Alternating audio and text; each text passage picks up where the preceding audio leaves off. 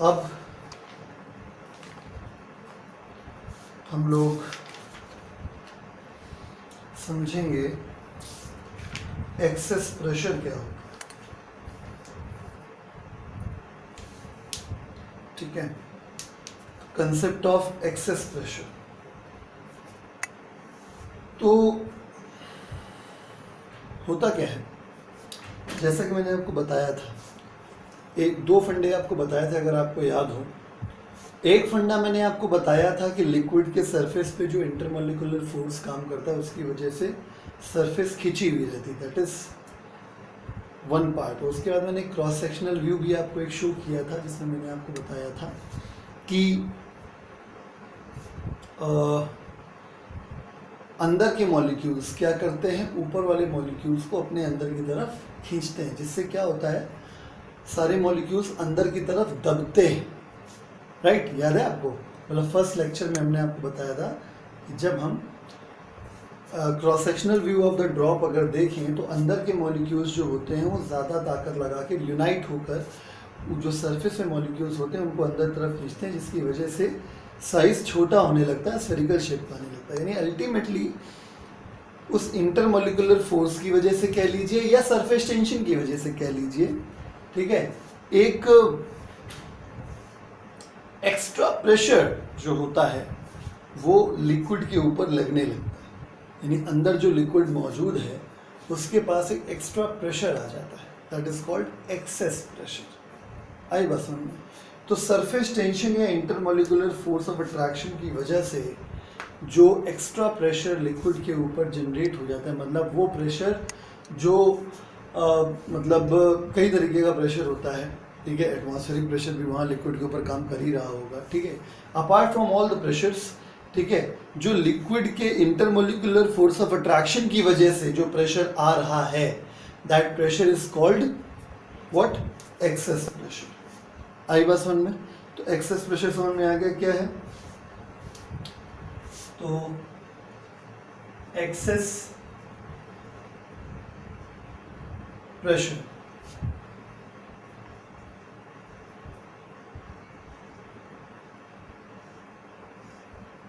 तो आप बस इतना मोटा मोटा समझ सकते हैं, the extra pressure developed on a liquid due to the surface tension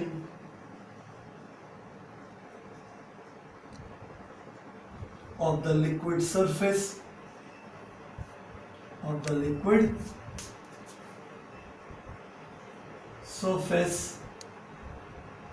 ठीक है, एक्स्ट्रा प्रेशर डेवलप्ड। अब ऑन अ लिक्विड कहना ज़रूरी नहीं हो सकता, क्योंकि कभी कभी ऐसा भी होता है कि लिक्विड की लेयर के अंदर हवा पैक हो जाती है। यानी कि जैसे कि सोप बबल का एग्जांपल आप ले लीजिए। सोप बबल में क्या होता है, सोप की जो फिल्म होती है वो लिक्विड हो गई, उसके अंदर जो एयर ट्रैप्ड है वो तो एयर हो गई। तो जो सोप की फिल्म होती है वो क्या करती है, अंदर की तरफ दबेगी। तो अंदर जो एयर है, जो सोप की फिल्म है, उसके अंदर कौन ट्रैप्ड है? एयर ट्रैप्ड, ठीक है। तो वो जब एयर, मतलब अंदर एयर है और ऊपर से एक लिक्विड की सरफेस है, लिक्विड की सरफेस का नेचर क्या है कि वो दबेगी अंदर को। जब दबेगी तो अंदर जो मौजूद है एयर, उसके ऊपर एक एक्स्ट्रा प्रेशर आएगा, तो उसे हम एक्सेस प्रेशर कहेंगे। तो एक्स्ट्रा प्रेशर डेवलप्ड, ठीक है, बाय द लिक्विड सरफेस कह सकते हैं। Extra pressure developed by the liquid surface due to surface tension of the liquid is called excess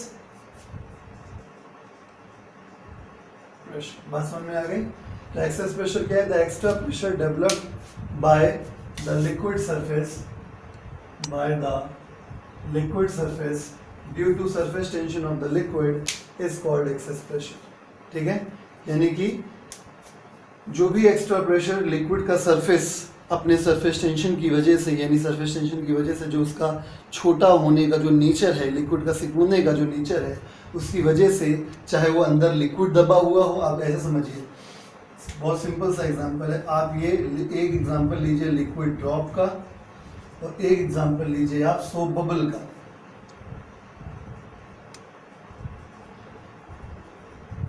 ठीक है, तो आप चाहे एक एग्जांपल ले लीजिए एयर बबल का। एयर बबल कहाँ बनती है? लिक्विड के अंदर। चलिए, ये तीनों आपके सिलेबस में है। ठीक है, तो तीनों ही केसेस में चाहे लिक्विड ड्रॉप अगर है तो इसके अंदर लिक्विड होगा। ठीक है, तो ये लिक्विड इसको अंदर दबाने के लिए कोशिश करेगा, तो यहाँ पे भी एक एक्सेस प्रेशर आएगा, है ना। यहाँ पे सोप बबल है, ये भी लिक्विड सरफेस है, ये भी अंदर सोप बबल में क्या है? अंदर भी एयर है और बाहर भी एयर है, लेकिन इसका नेचर क्या है? सिकुड़ने का नेचर, तो अंदर की जो हवा है उसको ये एक्सेसिवली दबाएगा। ठीक है,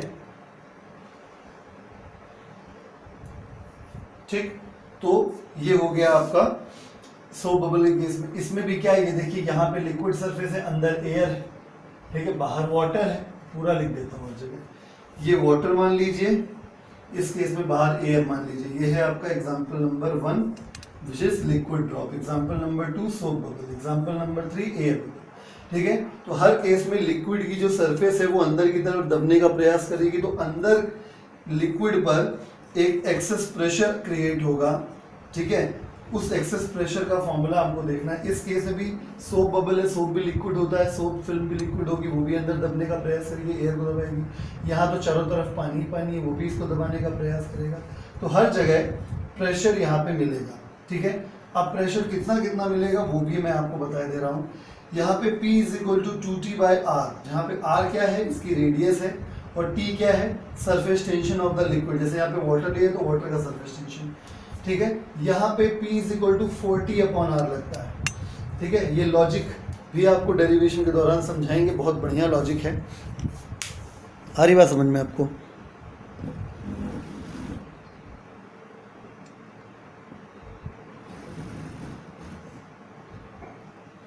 राइट, ठीक है, और यहाँ पे P is equal to 2T/R। बस मैं यहाँ पे इतना आपको बस जरूर कहूँगा, इतना बस जरा सा ध्यान दीजिए कि लिक्विड का सरफेस जितनी बार एयर में एक्सपोज्ड है, ठीक है, अगर वो 2 बार, मतलब देखिए नॉर्मली जब लिक्विड का सरफेस एक बार एक्सपोज्ड है एयर के लिए तो सिर्फ 2T आया है, लेकिन जैसे ही वो 2 बार एक्सपोज हो गया है तो मल्टीप्लाई हो गया है प्रेशर 2 से।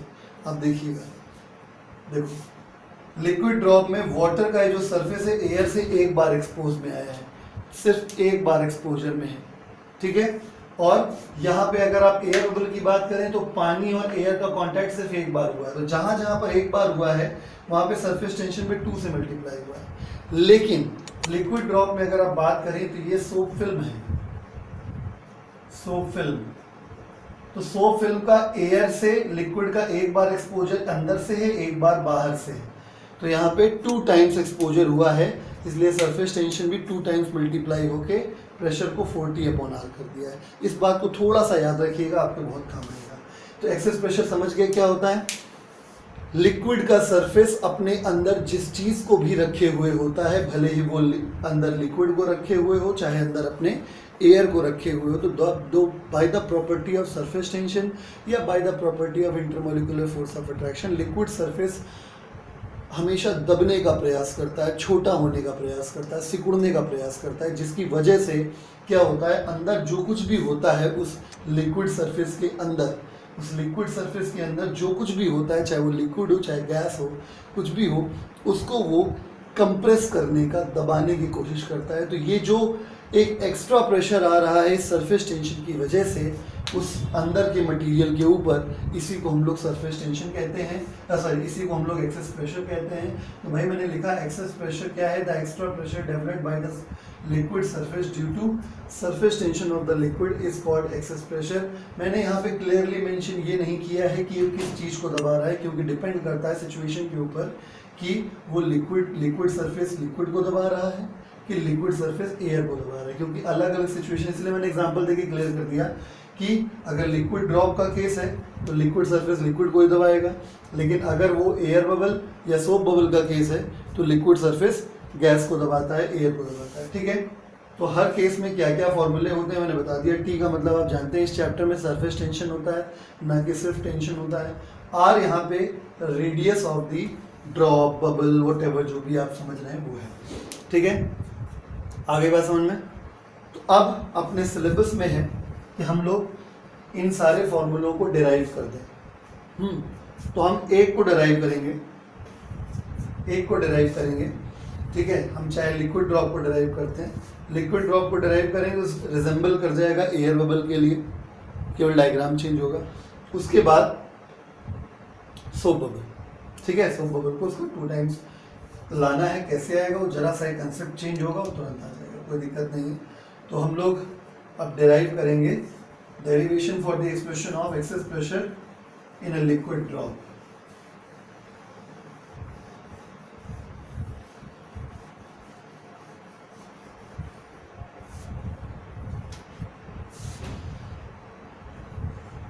Derivation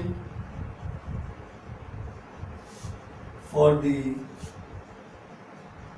expression of excess pressure in a liquid drop. Buy one get two free वाला केस है यहाँ पे, मतलब अगर आप एक अच्छे समझ गए तो बाकी ऑटोमेटिकली आ जाएगा, कोई दिक्कत नहीं होगी। ठीक है, तो चलिए समझते हैं।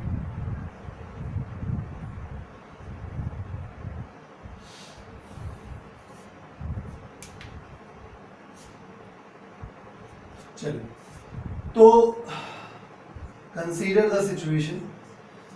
मान लीजिए कि पहले लिक्विड ड्रॉप का सरफेस ये था, ठीक है। बाद में एक्सेस प्रेशर की वजह से वो थोड़ा और दब गया। जब वो दब गया तो ये आ जाएगा, तो ये हो गई आर, और ये रेडियस आपकी डेल्टा आर कम हो गई। आई बस समझ, यानी अब जो प्रेजेंट रेडियस है वो आर माइनस डेल्टा आर है। समझ गए। तो अगर इनिशियली एरिया देखा जाए, इस समझ रहे हैं ना, ये लिक्विड ड्रॉप की बात हो रही है। मैं अगर पानी वानी अंदर बनाऊंगा तो छीछा लेदर हो जाएगी। बस आप इतना समझिए कि इनिशियल एरिया हो जाएगा 4 पाई आर स्क्वायर, जब जिस समय सरफेस टेंशन काम कर रहा है, और फाइनली जो एरिया है हमारा वो हो जाएगा final area 4 pi R minus delta R का होल स्क्वायर। ठीक है, तो चेंज इन एरिया हम लोग निकालते हैं, चेंज इन एरिया कैलकुलेट करते हैं हम लोग। ठीक है, तो हियर सबसे इंपॉर्टेंट है चेंज इन एरिया कैलकुलेट करना। तो और यही वो स्टेप है जहां पर जो 4T वाला फंडा है वो आ जाता है। मैं बताता हूँ आपको। यहाँ पे जो चेंज इन एरिया है वो कितना हो जाएगा, पहले ज़्यादा था तो initial area minus final area subtract कर देंगे। इस वजह से change in area is equal to क्या हो जाएगा, initial area 4 pi R square minus 4 pi R minus delta R का होल स्क्वायर। जब इसको सॉल्व करेंगे 4 पाई आर स्क्वायर में से 4 पाई आर स्क्वायर कैंसिल हो जाएगा, तो बस केवल 8 पाई आर डेल्टा आर आ जाएगा। 8 pi r delta r is the change in area. अब चेंज इन एरिया आप देखिए, चेंज इन एरिया ये जो आया है यही 8 का 16 हो जाता अगर एक्सपोजर डबल हो जाता। याद होगी बात मैंने आपको बताई थी।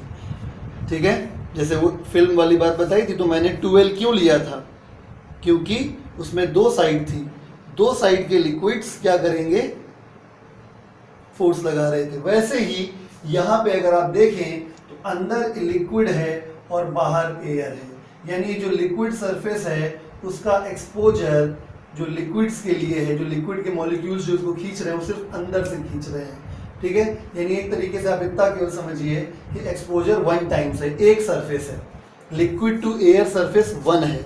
और अगर यही सोप बबल होती तो सोप बबल में क्या है, ये लिक्विड है, ऊपर भी एयर तो एक बार एक्सपोजर और अंदर भी एयर एक और बार एक्सपोजर। तो यही मुझे आप देखते हैं मैं यहीं पर डायरेक्ट 2 से मल्टीप्लाई करूंगा। अभी आई बात समझ में, ठीक है। तो फिलहाल अभी हम एक सरफेस की बात कर रहे हैं, इसलिए अभी हमने 2 से मल्टीप्लाई नहीं किया। बस यही इकलौता डिफरेंस है, ठीक है, सोप बबल वाले केस में कि उसमें 40 आता है। चलिए चेंज इन एरिया आ गया है तो हम लोग सरफेस एनर्जी का फॉर्मूला लगा देते हैं, क्योंकि सरफेस एनर्जी का ही फॉर्मूला जो है उसी में डेल्टा ए आता है। सरफेस एनर्जी सिग्मा बराबर work done upon change in area होता है। इस वजह से सिग्मा इज इक्वल टू, चलो मैं यहाँ लिखता हूँ, बेटर रहेगा, लाइन से रहेगा, ज़्यादा अच्छा रहेगा।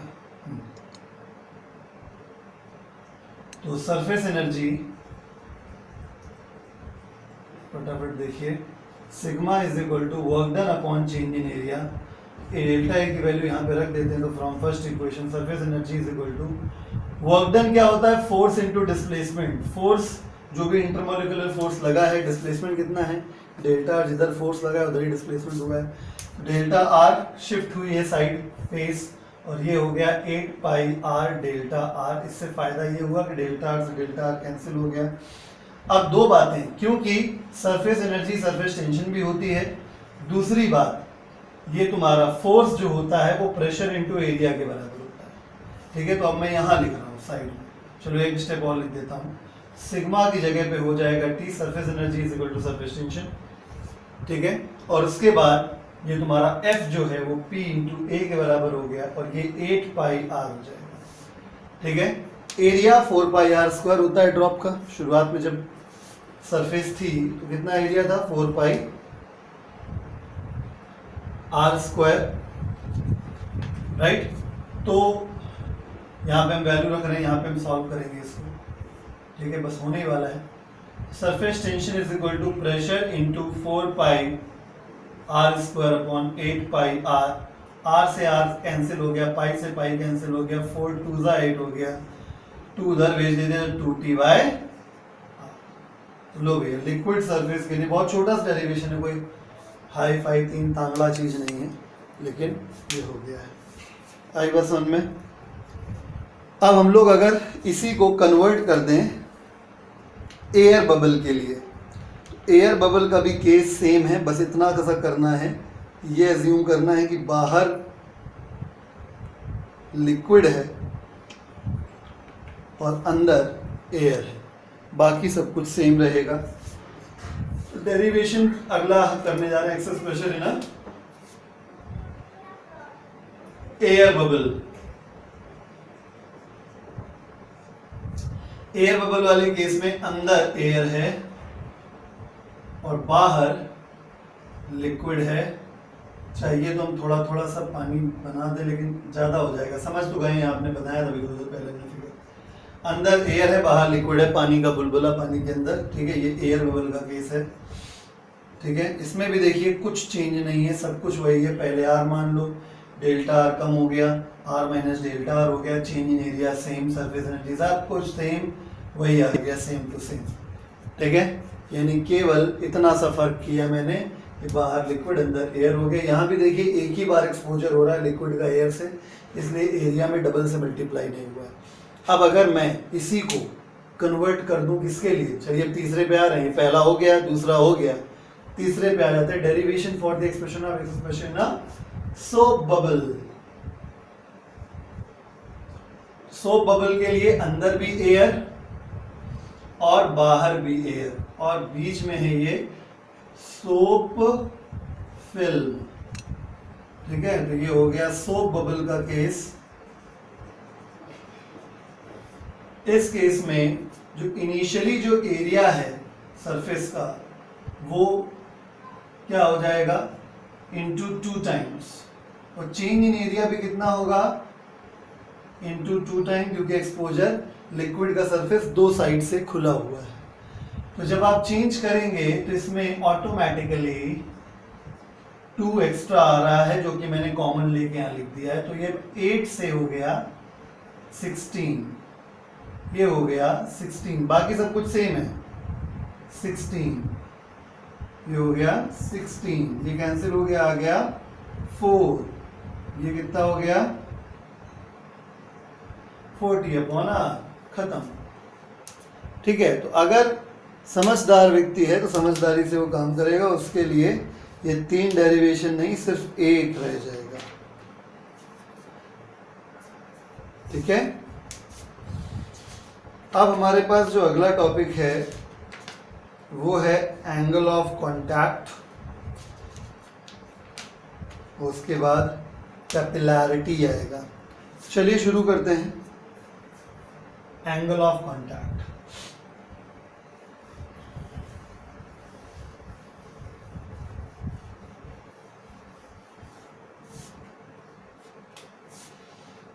अब है हमारे पास एंगल ऑफ कांटेक्ट। क्या होता है एंगल ऑफ कांटेक्ट? ऐसा ऑब्जर्व किया जाता है कि जब कोई लिक्विड किसी सॉलिड के कांटेक्ट में आता है तो उसका जो साइड सरफेस होता है वो थोड़ा सा कर्व्ड हो जाता है। मैं समझाने का प्रयास करता हूँ। मान लीजिए कि कोई ग्लास ट्यूब है, और अगर इसमें पानी की बात करें तो पानी नॉर्मली ऐसे नोटिस किया जाता है, पानी का नेचर ऐसा होता है, मतलब जो वाटर है, वाटर कुछ इस तरीके का शेप बनाता है। ये जो शेप बनती है इसको मेनिस्कस कहते हैं। ठीक है, ये हो गया concave meniscus, this is concave meniscus. और अगर यही चीज, मतलब ये ग्लास है तो यही मैं ग्लास यहां भी बनाऊं, लेकिन इस बार मैं मरकरी फिल करूँ। मरकरी में हम नोटिस करते हैं कि ऐसे हो जाता है, मतलब मरकरी में सरफेस बल्जिंग हो जाता है, ये मरकरी हो गया, तो इसको उभरी हुई सरफेस कहते हैं। तो ये हो गया कॉन्वेक्स मेनिस्कस, है ना, पढ़ा होगा ना कॉन्वेक्स कॉनकेव 9th में। ठीक है, तो convex meniscus and concave meniscus. तो अब यहाँ पे एंगल ऑफ कांटेक्ट क्या चीज है, बहुत ध्यान से समझिएगा। मान लीजिए कि ये पॉइंट ऑफ कांटेक्ट है, यहाँ पे हम 2 टेंजेंट ड्रॉ करेंगे। एक टेंजेंट सरफेस पे ड्रॉ करेंगे जो मेनिस्कस सरफेस है, और एक टेंजेंट, ध्यान सुनिएगा, वेट वॉल, गीली सरफेस। ठीक है, यानी जो सरफेस लिक्विड के अंदर है। ऐसे ही यहाँ करना है। ये पॉइंट ऑफ कांटेक्ट हो गया, एक तो सरफेस पे टेंजेंट बन गई और एक टेंजेंट हमने बनाई वेट वॉल में। मैं डाउनवर्ड नहीं कह रहा हूँ, मैं वेट वॉल कह रहा हूँ, मतलब जहां पर लिक्विड मौजूद है, जहां पे सरफेस सॉलिड का गीला है। तो इस सिचुएशन में ये जो एंगल बना थीटा, इसी को कहते हैं एंगल ऑफ कांटेक्ट। यहाँ पे theta is angle of contact. मैं लगे हाथ कई सारी चीजें एक साथ बता रहा हूँ, ध्यान सुनिएगा। यहाँ पे देखिए इन दोनों टेंजेंट्स के बीच का एंगल क्या हो गया, एंगल ऑफ कांटेक्ट हो गया। सवाल ये है, समझिएगा, ये एग्जांपल 1 दिया और ये एग्जांपल 2 दिया। आप नोटिस कर पा रहे हैं पानी के केस में एंगल ऑफ कांटेक्ट एक्यूट है और मरकरी के केस में एंगल ऑफ कांटेक्ट ऑब्ट्यूज है। ठीक है, तो मैं यहाँ क्लियर कर देता हूँ, मैं लिख दे रहा हूँ थीटा इज एक्यूट, क्योंकि बहुत फर्क पड़ता है। एक्यूट एंगल, पानी के केस में एक्यूट एंगल, क्योंकि क्वेश्चन कभी कभी ऐसे पूछ लिए जाते हैं, बच्चे कंफ्यूज हो जाते हैं। तो यहाँ थीटा ऑब्ट्यूज एंगल है। आई बात समझ में? अब ऐसा हुआ क्यों, ऐसा क्यों हुआ, समझने का प्रयास करिए। या तो पहले हम एंगल ऑफ कांटेक्ट की डेफिनेशन ही लिख देते हैं। तो एंगल ऑफ कांटेक्ट का डेफिनेशन है the angle inside the liquid, the angle inside the liquid, the angle inside the liquid between the tangent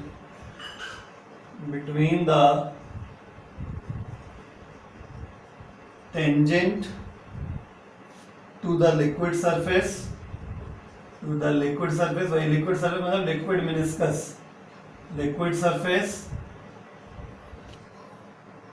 at the point of contact, the angle inside the liquid between the tangent to the solid surface,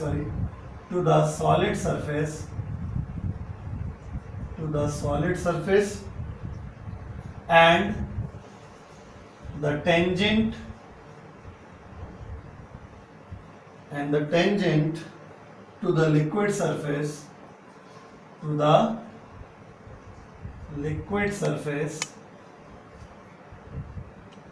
at the point of contact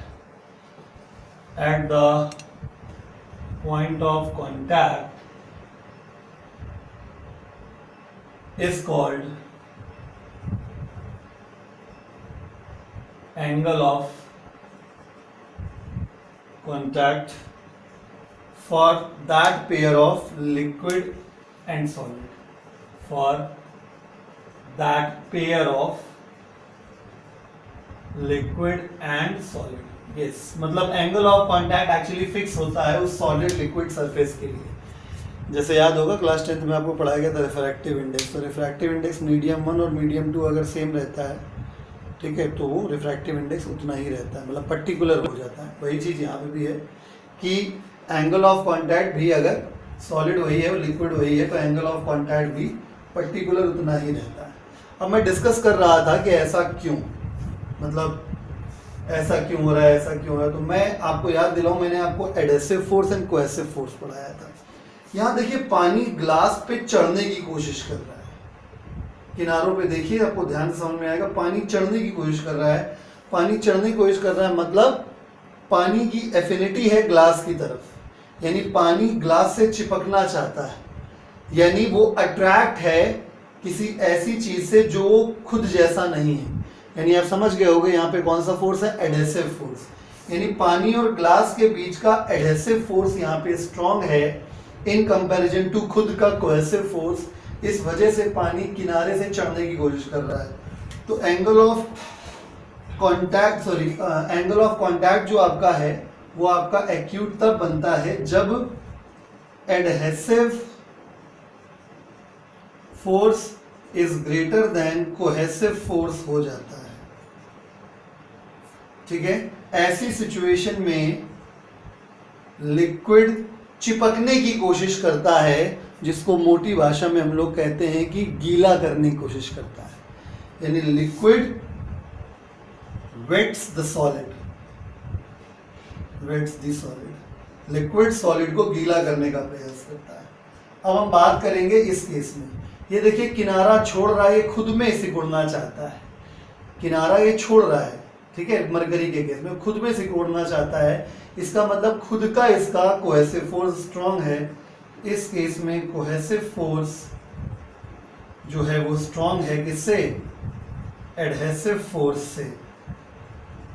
ठीक है, तो इसका मतलब ये है कि mercury glass को पकड़ना नहीं चाहता, चिपकना नहीं चाहता, यानी गीला नहीं करना चाहता.